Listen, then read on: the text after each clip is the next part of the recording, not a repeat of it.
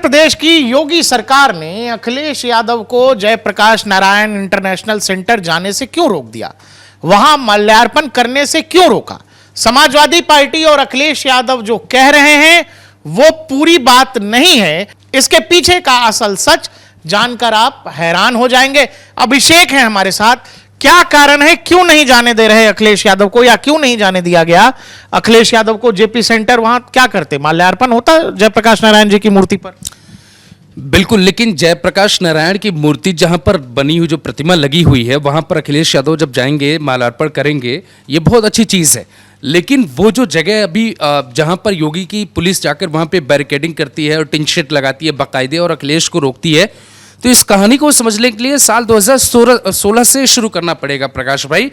ये दरअसल कुल 864 करोड़ में बनाया गया एक म्यूजियम है जिसमें 100 कमरे हैं, बाकायदे ऑल वेदर टाइप का स्विमिंग पूल है और इसमें अलग अलग वीवीआईपी व्यवस्थाएं की गई।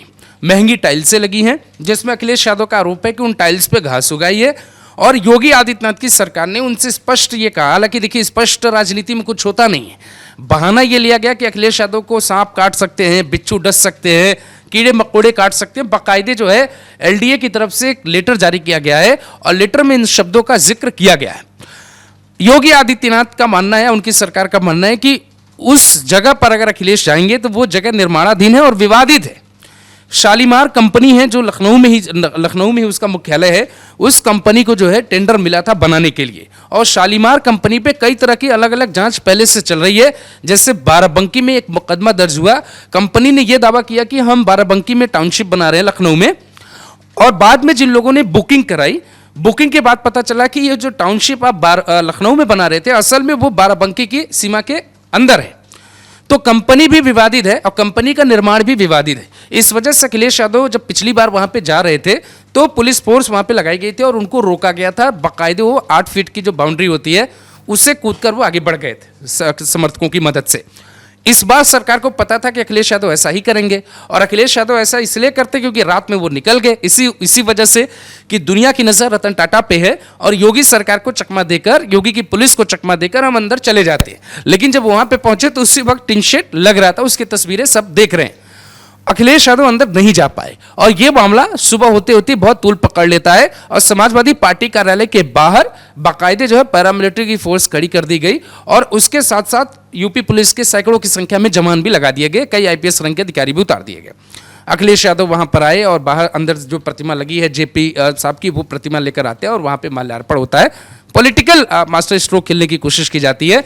बट जो अखिलेश यादव कह रहे हैं कि बीजेपी जो है समाजवाद या फिर बीजेपी या योगी आदित्यनाथ जयप्रकाश नारायण के भावनाओं के खिलाफ कदम उठा रहे हैं। अखिलेश यादव का बयान है ना कि बीजेपी के हाथों में जो है विनाश की लकीर है।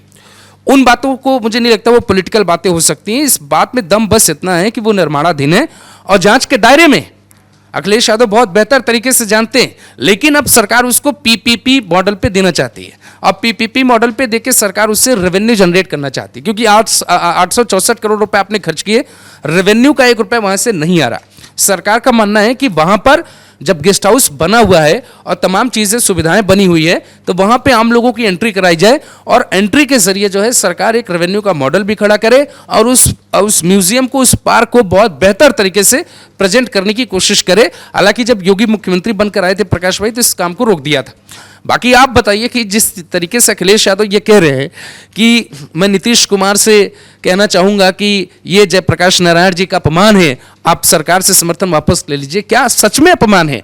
ये ऐसा लगता है या फिर ये सिर्फ एक बयान है और जेपी साहब को अपनाने की एक व्यवस्था है कि ऐसा करेंगे तो जेपी साहब हमारे?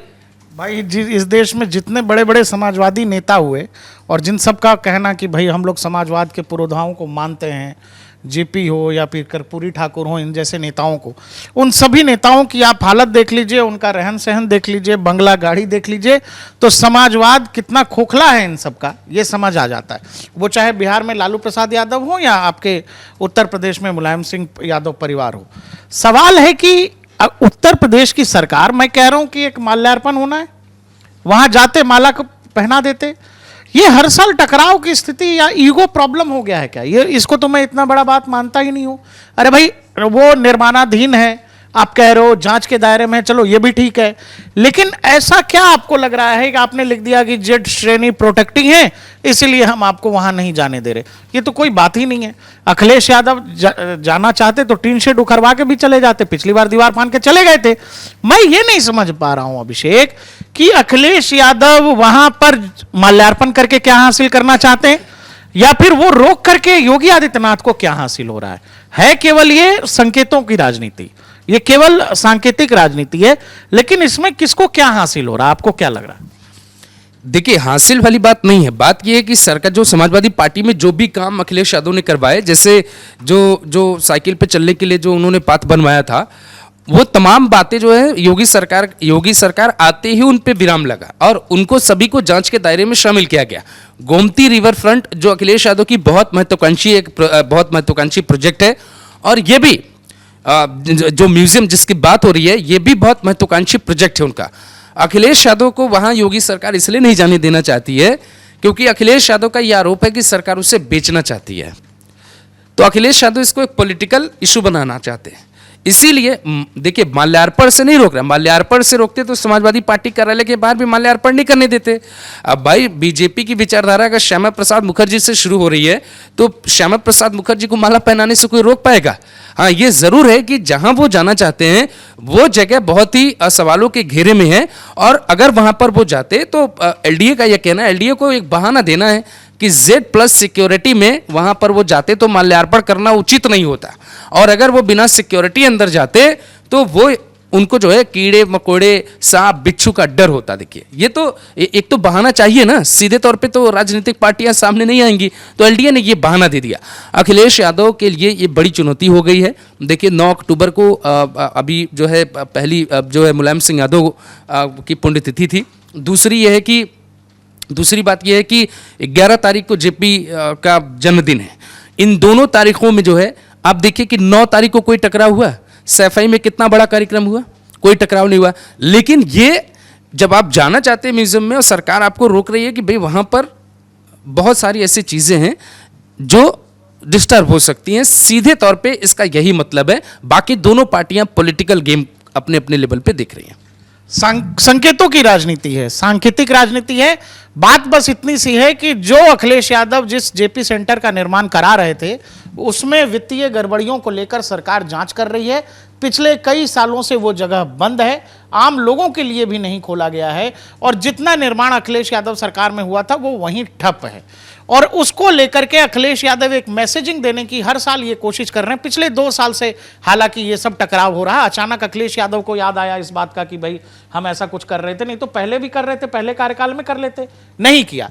ये पिछली बार और इस बार से ये हो रहा है कि इसको जो है एक मैसेज देने की कोशिश की जाए कि कैसे समाजवादी नेताओं और पुरोधाओं को एक तरह से उत्तर प्रदेश की सरकार अपमानित करने की कोशिश कर रही है।